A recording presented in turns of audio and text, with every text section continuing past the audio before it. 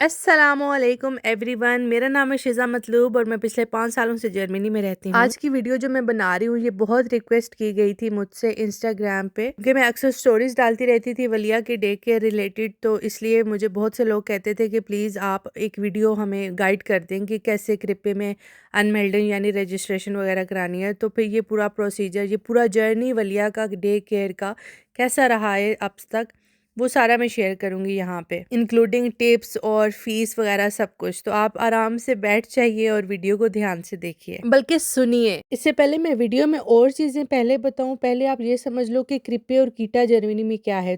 तो क्रिप्पे को normally day care कहते हैं और ये 0 to 3 इयर्स के बच्चे इसमें होते हैं। और जो टर्म है कीटा, इसको यूजुअली लोग मीन कर रहे होते हैं किंडरगार्टन, लेकिन अगर ग्रामेटिकली देखा जाए तो कीटा एक टर्म है जिसकी फुल फॉर्म है किंडर टागस्टेटे। और इस किंडर टागस्टेटे के अंदर 3 टर्म्स आती हैं जिसमें क्रिप्पे, किंडरगार्टन और होट है। होट जो है वो बड़े बच्चों के लिए होता है जो स्कूल गोइंग होते हैं, तो उधर अभी हमने नहीं जाना अभी।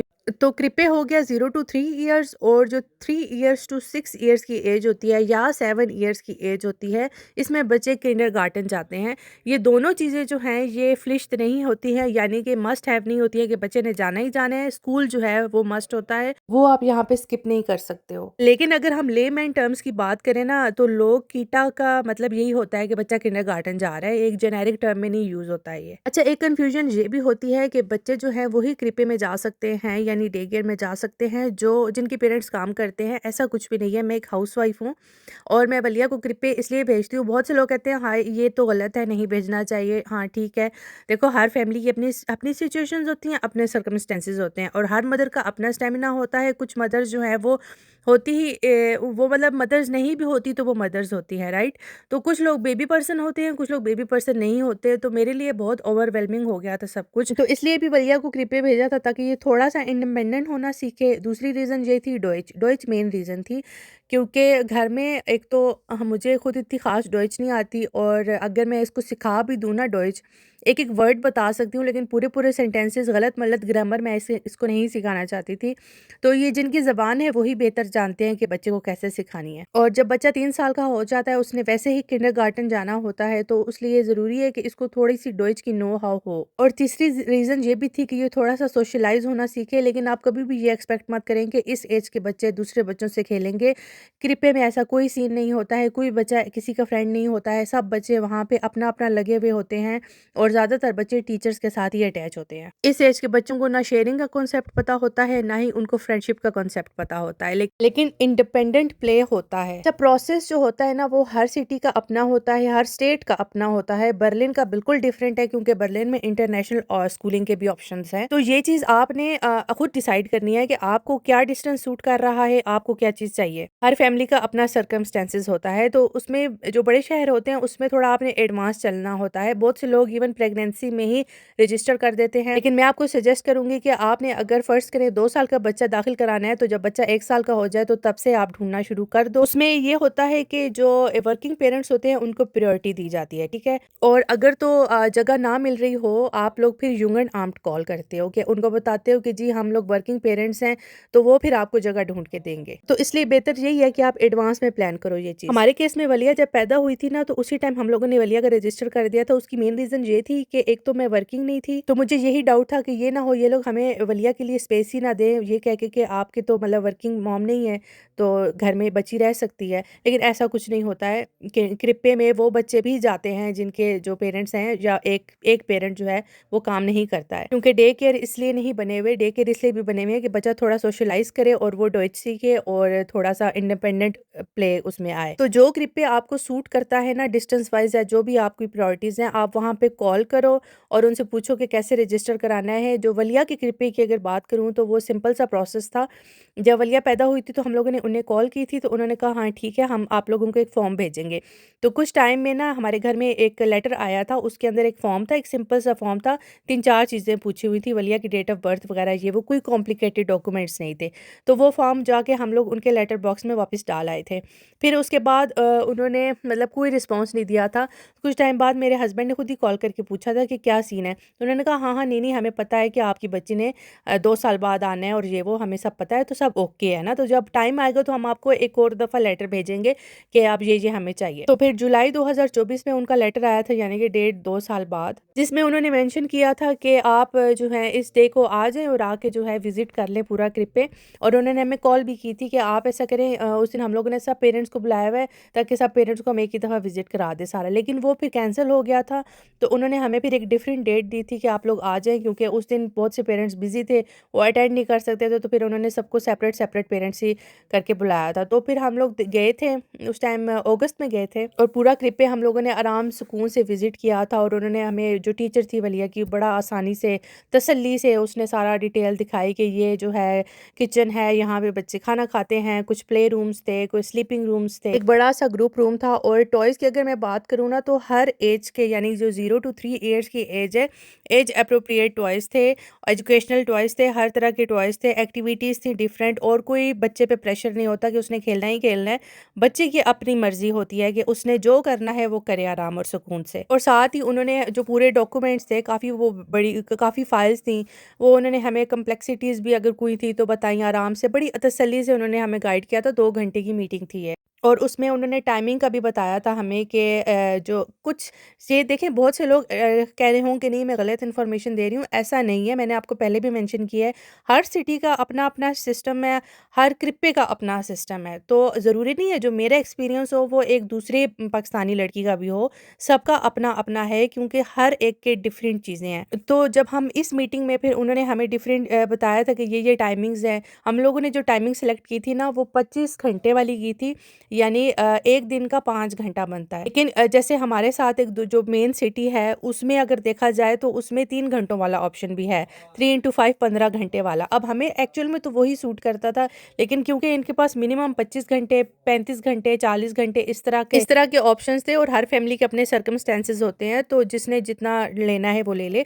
तो हम लोगों ने 5 घंटे वाला लिया था, लेकिन वलिया ऑनेस्टली बताऊँ ना तो 3.5 घंटे जाती है, लेकिन हम पे फुल कर रहे हैं उसका। तो वलिया ने ज्वाइन किया था क्रिप्पे 2 दिसंबर से, और जो पहला हफ्ता था उसमें मैं वलिया के साथ गई थी। जो पहले 3 दिन थे उसमें मैं वलिया के साथ बैठी थी और 1 घंटा बैठना होता था। तो वलिया ने कोई रोना धोना नहीं डाला था, बड़े आराम सुकून से खेलती थी, और इस तरह का सीन होता था, बड़ी खुश रहती थी वहाँ पे। ठीक है, फिर 3 दिन के बाद उन्होंने मुझे कहा कि अब आप जो है वो थोड़ा सा बाहर, मतलब आधा घंटा इसकी नज़रों के सामने नहीं रहें। तो आधे घंटा मैं वलिया के साथ रहती थी, फिर मैं चली जाती थी, और फिर मैं आधे घंटे में वापस आती थी। तो इसने कोई इतना ख़ास नोट ही नहीं किया था कि मम्मा कहाँ गई हैं। तो 1 वीक इस तरह का गुजरा था। तो मैं बड़ी होपफुल हो गई थी कि या बल्ले बल्ले, ये तो वलिया एडजस्ट हो जाएगी। लेकिन जब वो 1 वीक ख़त्म हुआ तो अगले वीक से ये करना था कि मैंने वलिया को छोड़ना था, और मैंने वलिया के साथ 15 मिनट रहना था, फिर मैंने बाहर निकलना था, और फिर मैंने 1 घंटे बाद आना था। लेकिन पहले दिन तो वलिया को इतनी समझ नहीं लगी, दूसरे दिन इसको समझ आ गई कि ये तो मामा फ्रॉड कर रही है मेरे साथ। तो फिर वलिया रोती थी, मुसलसल रोती थी। मैं बाहर खड़े होकर, ठंड सही उन दिनों सर्दी होती थी, स्नोफॉल भी हो रही होती थी, तो मैं बाहर खड़ी रहती थी। वलिया की रोने की आवाज़ें मुझे आ रही होती थी बिल्डिंग से, और मेरा इतना दिल खफा पड़ता था। मैं कहती थी कि ये सही डिसीजन लिया भी है या नहीं लिया। वही जो डाउट्स होते हैं हर मदर को होते हैं कि अब पता नहीं क्या होगा, ये तो वलिया बहुत छोटी है, शायद इसके लिए, शायद ये मुझे छोड़ देना चाहिए। वही थॉट्स जो सेकंड थॉट्स आती हैं एक नॉर्मल ह्यूमन बीइंग को, सब गिल्ट वगैरह सब हुआ था।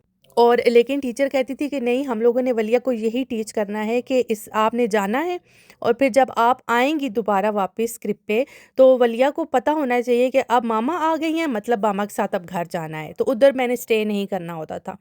तो ये प्रैक्टिस हम करते थे। और जो पूरा टाइम था ना, जब तक ये जो विंटर वेकेशंस होती हैं ना, वो कब होती हैं, हाँ, मतलब ये 20 दिसंबर से स्टार्ट हुई थी। तो 20 दिसंबर, 2 दिसंबर से 20 दिसंबर, ये जो बीच में जितने दिन थे जब वलिया जाती थी, 15 मिनट ये रहती थी, मैं बाहर खड़ी रहती थी, और वो पूरे 15 मिनट वलिया इतना रोती थी कि इसके रोने की आवाज़ें, मैंने आपको पहले भी बताया कि मुझे आ रही होती थी। बिल्कुल 1 मिनट 30 सेकंड के लिए भी सेटल डाउन नहीं होती थी। यानी जो पहला वीक था ना जिसमें मैं वलिया के साथ रहती थी, वो बहुत डिफरेंट था। उसमें मुझे जितनी होप्स थी ना, वो सारी होप्स ख़त्म हो गई थी। फिर विंटर ब्रेक स्टार्ट हो गई थी, और बल्कि विंटर ब्रेक से पहले जो टाइम था ना, उसमें यही वो कह रही थी कि अगर अब छुट्टियों के बाद वलिया ना एडजस्ट हुई तो फिर शायद, मतलब हम कुछ नहीं कर सकते ना। तो यही मुझे लगा कि शायद वो कह रहे हैं कि मतलब आपको शायद बच्चा कुछ अरसे बाहर डालना पड़ेगा, क्योंकि ये बहुत ज़्यादा रो रही है आपके बगैर। फिर उसके बाद जब ये 7 जनवरी से दोबारा गई थी छुट्टियां ख़त्म होने के बाद, तो उन्होंने मुझे कहा वही आप 1 घंटा बाहर वेट करें देखते हैं। तो उस 1 घंटे में उन्होंने मुझे कॉल की कि आप बाहर ही हैं अभी? मैंने कहा जी। कहती हैं कि अभी तक वलिया ठीक जा रही है ना, वो नहीं रो रही है। तो आप बेशक थोड़ी देर और वेट कर लें। तो फिर मैंने वेट किया आराम से, फिर मैं वलिया को पिक करने गई तो शी वाज़ हैप्पी। तो ये मुझे नहीं पता, शायद जो बीच में पाउज़े आ गया था, ये जो बीच में छुट्टियाँ आ गई थी, उसमें वलिया को रियलाइज़ हो गया कि क्रिप्पे में तो मतलब टॉयज़ होते हैं, बच्चे होते हैं, टीचर्स होती हैं, सब उसको अहमियत देते हैं। तो शायद इस वजह से वो एडजस्ट हुई है। छुट्टियों की वजह से जो भी रीज़न हुई है, बहरहाल छुट्टियों के बाद मुआवज़ा हुआ, सब सब टीचर्स भी हैरान थी कि हैं ये क्या हो गया है? तो मेरे ओपिनियन में या मेरे एक्सपीरियंस में ये चीज़ हुई थी कि बीच में ये जो पाउज़े, बीच में ये जो छुट्टियाँ आ गई थी ना, ये काम कर गई थी। तो आहिस्ता-आहिस्ता करते-करते फिर वलिया ने थोड़ा-सा टाइम बढ़ाना शुरू कर दिया, आधा-आधा घंटे के गैप से, ठीक है।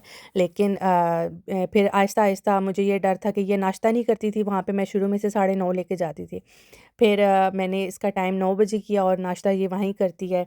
और फिर आहिस्ता-आहिस्ता लंच भी इसने वहीं पे शुरू शुरू में बिल्कुल कुछ नहीं खाती थी। 3 हफ़्ते जो है ना तकरीबन इसने कुछ नहीं खाया था, भूखी रहती थी। टेंशन बहुत होती थी, ज़ाहिर-सी बात है। लेकिन फिर आहिस्ता-आहिस्ता उसने ये चीज़ लर्न करना शुरू कर दी। अभी भी ऐसा नहीं है कि ये जो मैं इसे देती हूँ वो वहाँ खा लेती है, नहीं ऐसा बिल्कुल भी नहीं है, लेकिन थोड़ा-सा ज़रूर खाती है। हम लोगों ने उनको अच्छे से एक्सप्लेन किया हुआ है हलाल का कॉन्सेप्ट और बताया हुआ है कि आपने कुछ भी इसको नहीं देना है, कोई जेली-शेली कुछ भी नहीं देना है। तो जो हम इंग्रीडिएंट्स खाते हैं और ये सारा कुछ हमने उसको बताया हुआ है। और लंच वैसे तो 3 यूरो का होता है वहाँ पे, और 1 दिन होता है जिसमें वेजिटेरियन ऑप्शन होते हैं, लेकिन मैं वलिया को घर से ही देती हूँ जो भी इसने खाना होता है। अब बीच में मसला ये है कि ये जो समर टाइम स्टार्ट हुआ है ना, ये 30th मार्च के बाद, वो 1 घंटे से वलिया की नींद अभी तक डिस्टर्ब है। तो जब वो रात को देर से सोती है, सुबह उसको जल्दी उठना पड़ता है, तो वो अनहैप्पी रहती है।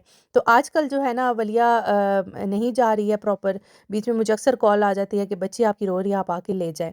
तो मैं उसको ले आती हूँ फिर। और ज़ाहिर-सी बात है मुझे गुस्सा आता है कि हम इतना पे करते हैं और मतलब ये चीज़ है, लेकिन फिर मैं क्या कर सकती हूँ। अभी थोड़ी-सी देख रहे हैं कि क्या अब करें, मतलब ऐसा नहीं है कि 3.5 घंटे ये जा रही है, ऐसा नहीं है कि ये बिल्कुल थ्रू आउट जो है जनवरी से खुश-खुश जा रही है। अक्सर बीच में कॉल आ जाती है कि वलिया रो रही है, तो मुझे उसको लेना पड़ जाता है। लेकिन फिर मैं कहती हूँ कि चलो जब ये किंडरगार्टन जाएगी तो तब के लिए प्रिपरेशन ही सही। ज़ाहिर है वो छोटी है, हम उसको प्रेशराइज़ तो कर नहीं सकते हैं।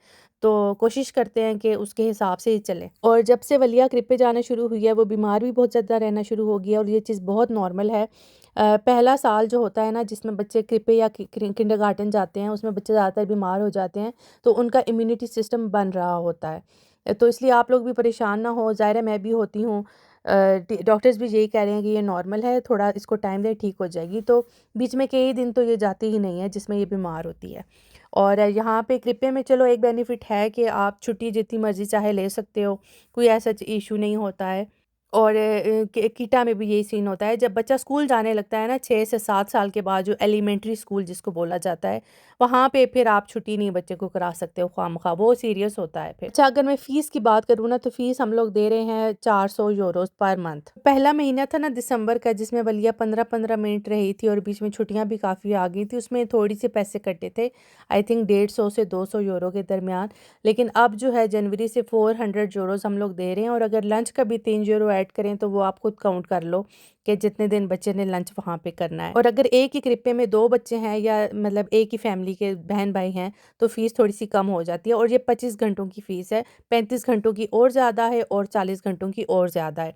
लेकिन जब बच्चा कीटा जाना शुरू करता है तो फ़ीस कम हो जाएगी, फिर वलिया की फ़ीस तकरीबन 180 से 190 यूरो के दरमियान हो जाएगी। सेम इसी तरह कीटा का भी यही है कि अगर एक ही फैमिली के 2 बच्चे हैं, बहन भाई हैं, तो फ़ीस कम होती जाएगी। हर रीजन का अपना होता है, लेकिन जहाँ पे अभी मैंने एक फ़ोटो डाला है उसमें आप लोग देख लो कि ये कीटा और क्रिपे दोनों की क्या फ़ीसेस चल रही हैं पर बच्चा, और अगर 2 बच्चे हों तो उसकी कितनी है।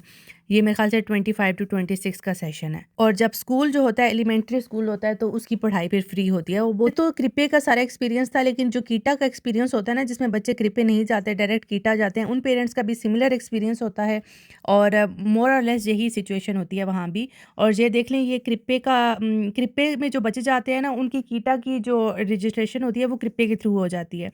और जो बच्चे क्रिप्पे नहीं जाते, डायरेक्ट कीटा जाना होता है, तो वो सेम प्रोसेस होता है। आपने सेम कॉल करनी होती है हर जगह, और जगह ना मिल रही हो तो यूंगर नाम। और जिस कीटा में इंशाल्लाह वलिया ने जाना है, ये उस हिसाब से है कि कितने घंटे जाएगी। ये फॉर्म अभी हम लोगों ने फिल नहीं किया, लेकिन फिल करके देना है। डेट भी बताएंगे उनको कि इस डेट से उसने ज्वाइन करना है, ये वो सारी चीज़ें। हर टीचर के पास 4-5 बच्चे होते हैं।